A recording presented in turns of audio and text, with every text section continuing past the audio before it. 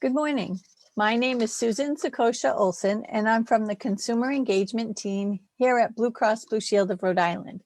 I'd like to welcome you to today's seminar, Fitness Trackers 101. At Blue Cross, we're committed to the health and well-being of our members and of our community. It's very important for us to provide to you more ways to stay healthy and active, and to get you the information that you need when you need it. With me today is Jeff Rodriguez.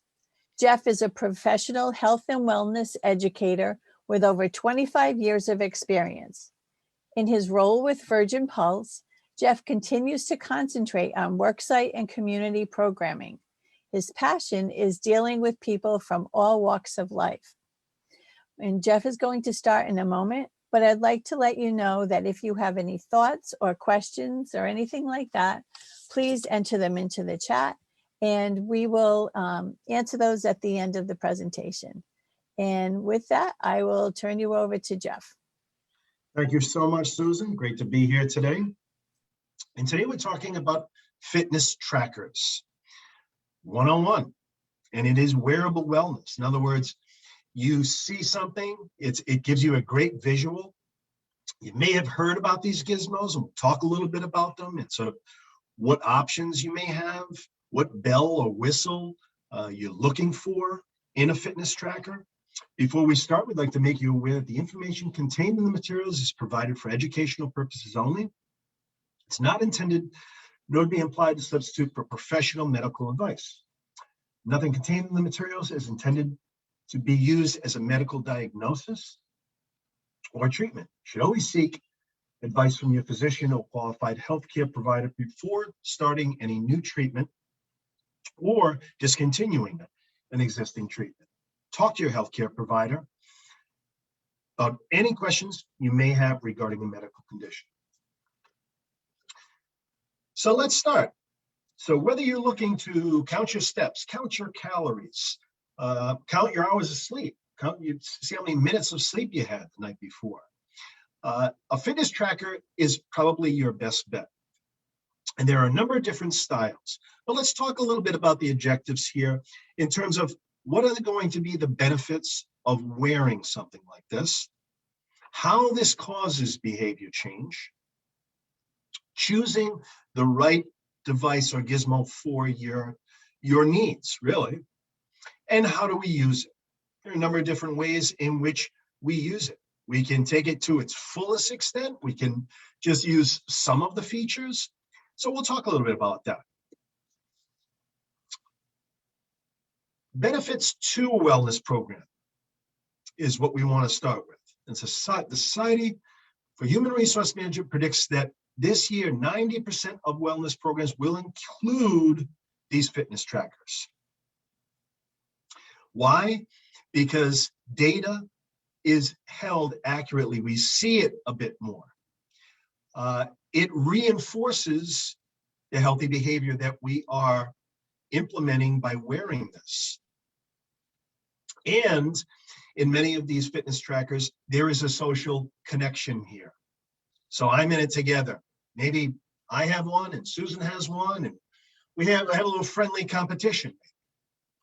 So these are things that we want to make you aware when you're deciding what type of fitness tracker to choose from, and not only what type, but why you're seeing these. And you'll see these more and more in companies that you work at. If you are retired, you'll see more people taking advantage of data that they visually see that gives them a great incentive.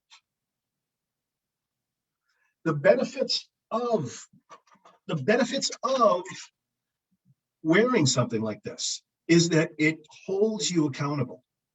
So you see that visually, and it's almost like a list that you've made, a digital list that you have made that you see.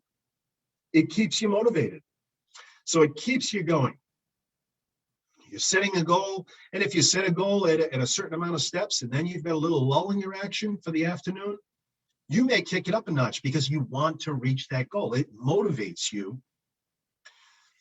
Certainly the healthy eating, and a lot of the sites, a lot of the portals that go along with the fitness tracker can improve your diet. They can improve the way that you eat. They remind you about things to stay on track. And there's that goal setting aspect of things where it's really up to you, setting realistic goals, following through with them, and tracking your sleep. And this is a great way in which you see how many times you've gotten up in the middle of the night. You see how many hours of rest you've gotten, because maybe you don't really realize it. So these are all of those benefits that we want to make you aware of when we use that fitness tracker. And it may be in a different form. You may have heard it like maybe a smartwatch or a health monitor, or the popular word years ago was pedometer. And that was great because it was put on your waist and you constantly looked at it, but technology has been advanced now. So there are waist models. There are something similar like this, where it is right on my wrist. There are a number of different ways in which we can track. Yes, you do have to do your homework.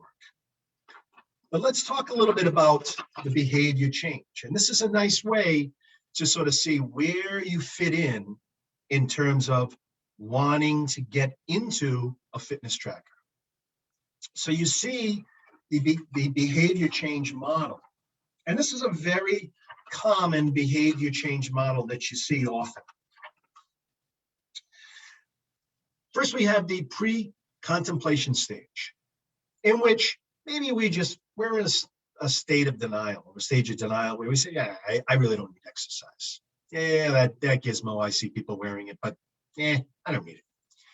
And then we could be in that contemplative stage, or the contemplation stage, where we start to think of the change that we can initiate. We become aware of some of the things that we're doing right and some of the things that we're doing wrong that are affecting our life. Maybe we start to move into that preparation stage. Maybe my preparation stage, maybe I'm at a cross between my contemplation stage and my preparation stage, where I've got the gym bag packed. It's just right outside my door. And I look at it for the next couple of weeks. So in my mind, I'm starting to prepare. I may try swimming up one day. I may try running, walking combinations. But I'm moving towards those regular healthy habits. And then that action phase, where I make that change. My plans are developed to have a strategy to keep going, to make this part of my routine. And naturally, that maintenance phase, where I maintain that healthy behavior. I continue to do the things that work for me, that I enjoy doing, that I know are healthy. And then this may help me prevent not exercising, not getting that exercise.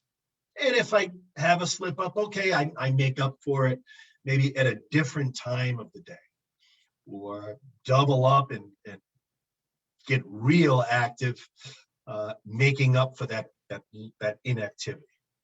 So we want to make you aware of the behavior change, because a type of fitness tracker that you choose may have that bell and whistle where it promotes you. It takes those baby steps with you. It doesn't say, okay, we want you to exercise 7 days a week for 100 minutes every day. And sorry, you didn't meet your goal. Your goal was 20,000 steps. No.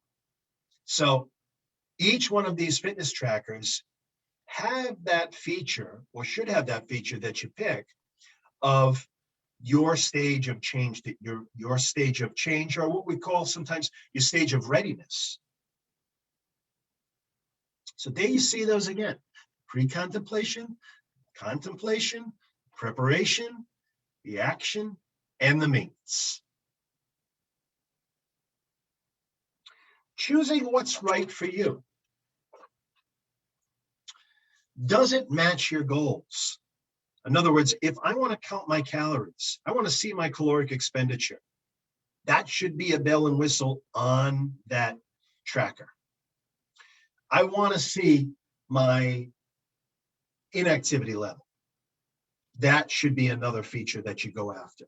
I want to be able to go on, I want to be able to reach my goal in terms of healthy eating.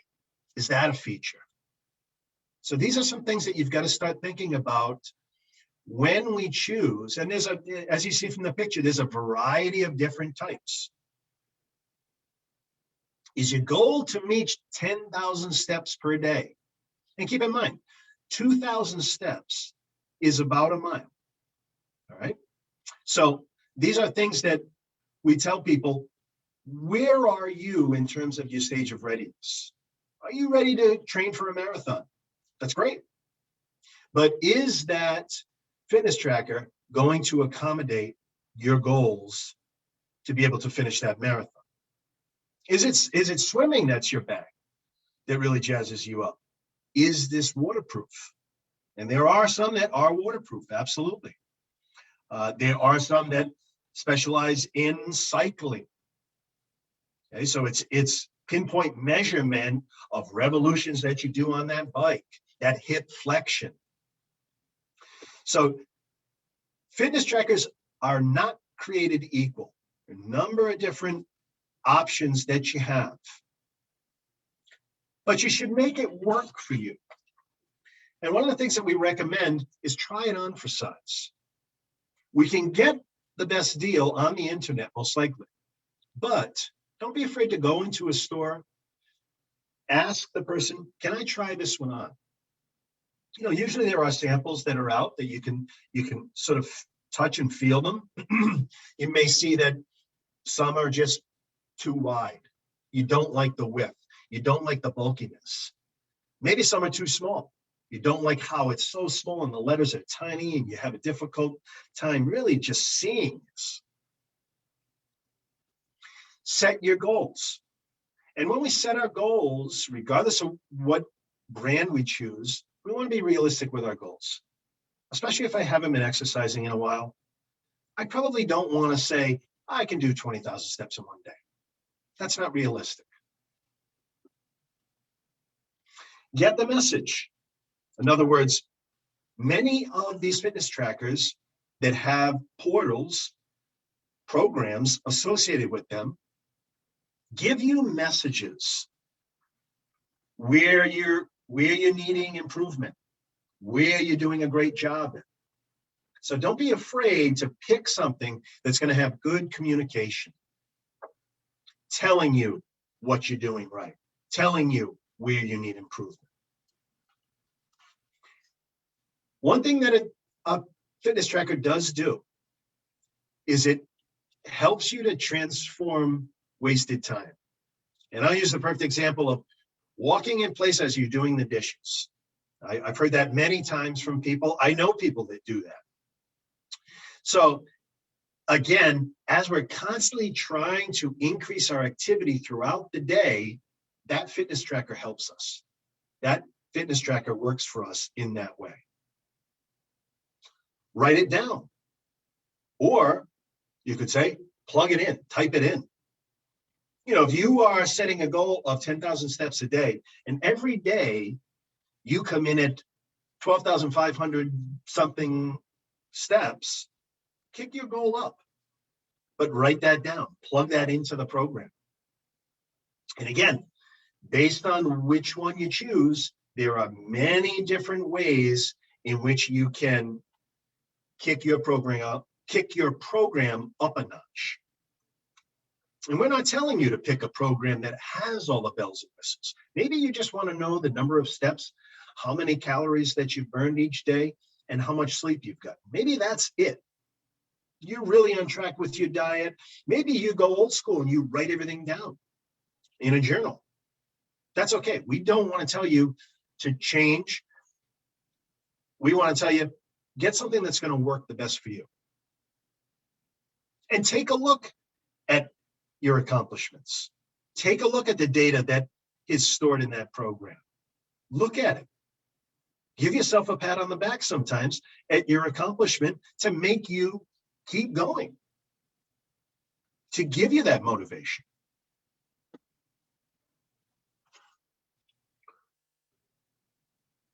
In terms of our closing discussion, we want to make you aware that the technology, particularly the fitness technology, is constantly changing. And again, if you are somebody that you don't want the fancy models, it's okay. But just realize that model you have may be a new and improved model next year. You know, much like our cell phones. We like that cell phone, but guess what? In a couple more years, that cell phone's going to have a few more bells and whistles. We may not even want it, but unfortunately, that's technology for you. Let the tracker be your friend. In other words, make it work for you. We always tell people, don't be afraid to really navigate the program. Don't be afraid to look at reviews of different types of fitness trackers. Write down your goals. And whether that's, like I said, old school, writing it down, or going into the program and putting down your goals, increasing, kicking it up a notch. Assess your budget. These fitness trackers can be very expensive. They can be very inexpensive. Generally, they are worth certainly a few bucks to spend, but just realize that with a lot of different brand names, you get what you pay for. So do your research. I encourage you to take a look at reviews. Look at reviews on different types of models. Ask friends, hey, which one do you have? Do you like it?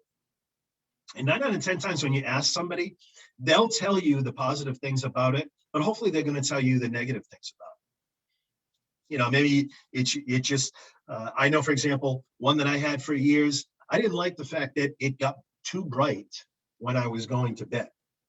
And the light was just sort of blinding when it was in motion.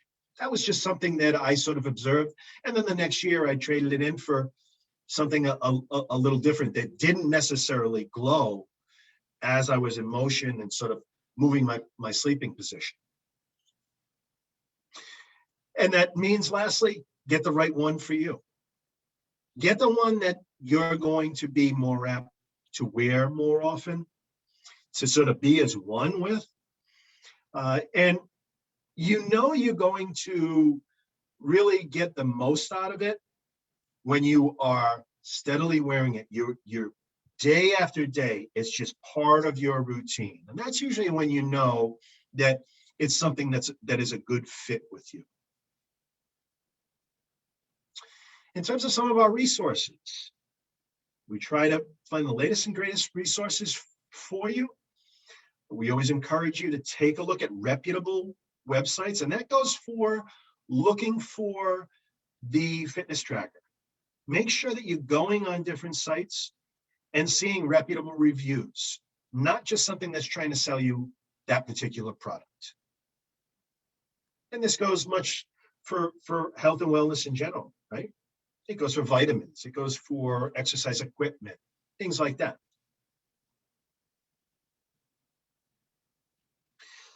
We want to thank you for your time. I hope this really helped you to get you started in terms of, oh gosh, I've heard about a fitness tracker. What is that? What kind should I get? Or what type should I get? But again, just keep in mind that you want to get something that's practical for your lifestyle. Thank you so much, Jeff. That was some great information. I would like people to jot down in the chat or comments if they have any questions for you. I recently got a fitness tracker myself, and one of the things that I really like about it is that I connect it to your Virgin Pulse software, and I can really monitor myself over the long haul. Working remotely, you realize that you really don't move it too much. So what I do is I set my tracker to remind me every so minutes to get up and walk around. Otherwise, I won't have many steps throughout the day. Hmm. So that I find helpful. And finally, for our Medicare Advantage members, we have a benefit called Silver and Fit. And as part of that benefit, they are entitled to either a Garmin or a Fitbit at no cost. So for our Medicare Advantage members, that's really something that's beneficial for them. Let's see if we have any questions. No? That's So that's a great point, Susan, that you made, in that, the additional benefit of that, I know I mentioned it before, but that additional benefit of a fitness tracker is that it will motivate you. It gives you that visual motivation, because if we've set a realistic goal, sometimes we don't always reach that. We get hung up on phone calls, or just hung up on something that's promoting inactivity. Whereas just a quick glance at our wrist or at our waistband, it can really help when we see the goal we've set for ourselves. It can give us a great incentive in terms of our increased activity. I think it's really important to, during the pandemic, when we're all kind of in the house or whatever, especially during the winter time, I find it to be a great motivator. So I don't see any questions at this time, but I'd like to invite everyone to join our Facebook page for Your Blue Store Studio, where Monday through Friday at 10 a.m. and at 2 p.m. we have live fitness classes and ones that work towards your mind and body connection. So whether it's meditation or yoga or Zumba, we hope that you would join us. If those times don't work for you, we record every show and you can take a look at it later. And with that, I want to thank everybody for joining us today. I'd like to thank Jeff, and have a wonderful day.